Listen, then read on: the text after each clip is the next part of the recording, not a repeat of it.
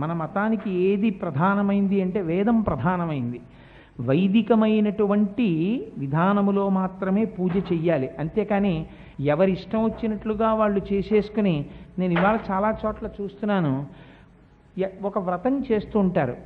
ఆ వ్రతం మధ్యలో వాళ్ళకి కావలసినది తీసుకొచ్చి పెట్టేసుకుంటూ ఉంటారు. మీకు అలా ఏం పెట్టేసుకోవడానికి అవకాశం ఏం లేదు, అలా స్వేచ్ఛ ఇవ్వలేదు.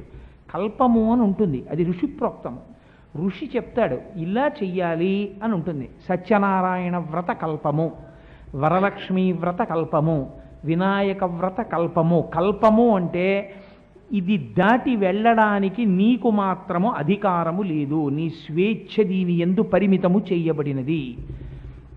మీరు చూడండి, ఒక సత్యనారాయణ వ్రతం చేస్తున్నారనుకోండి, సత్యనారాయణ వ్రతం చేసేటప్పుడు మీరు వ్రత విధానంలో కొంత స్వేచ్ఛా విహారం చెయ్యొచ్చు. ఎలా చెయ్యొచ్చు అంటే, ఉదాహరణకి మీరు ఒక మంటపం వేసిన తర్వాత నవగ్రహాలని ఆవాహన చేస్తారు.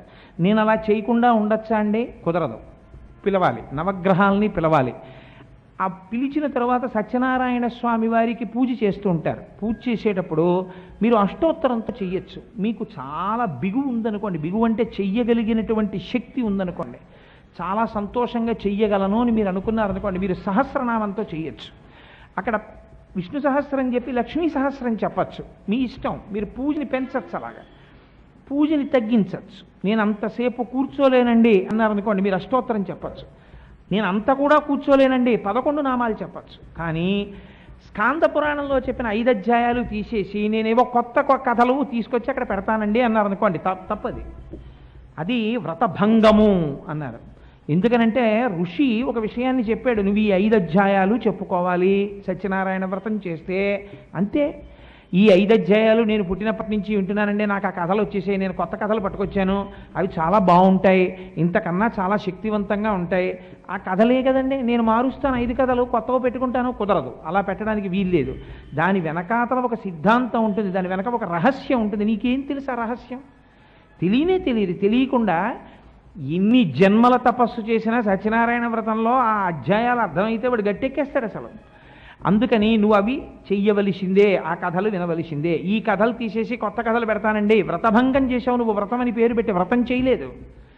అందుచేత అలా చేయడానికి వీల్లేదు.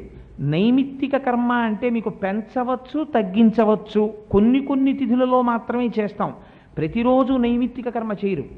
నైమిత్తిక కర్మ అంటే మీకు ఏదో ముక్కోటి ఏకాదశి వచ్చిందనుకోండి, ఆ రోజు ప్రత్యేకం విష్ణు సహస్రనామ స్తోత్రం చెప్పుకుని ఏదో పూజ చేస్తాం. ఒక మహాశివరాత్రి వచ్చిందనుకోండి, తప్పకుండా శివలింగానికి అభిషేకం చేస్తాం, లేదా శివారాధనం చేస్తాం, లేదా కనీసం జాగరణ చేస్తాం.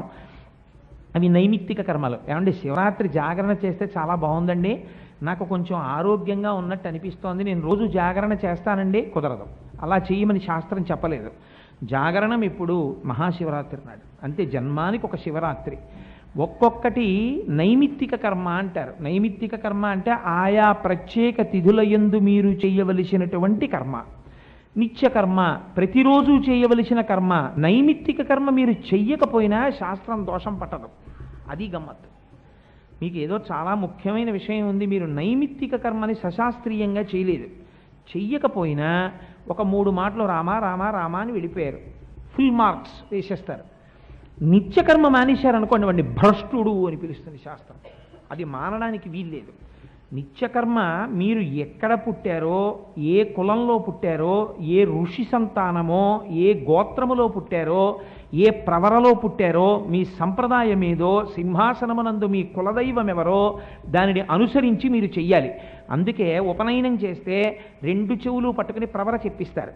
ప్రవర చెప్పిస్తే తెలుస్తుంది, ఓహో మా ఋషులు వీరు, మా సంప్రదాయం ఇది, మేము ఇలా బ్రతకాలి, మేము ఇలా పూజించాలి. ఎవరిని పడితే వాళ్ళని ఇష్టం వచ్చినట్టు పూజించడం కుదరదు, శాస్త్రం అలా అంగీకరించదు, అది అవైదికము, అలా చేయడానికి వీల్లేదు. వేదము ఏది ప్రోక్తము చేసినదో, వేదం ఏది చెప్పిందో అది మాత్రమే చెప్పాలి.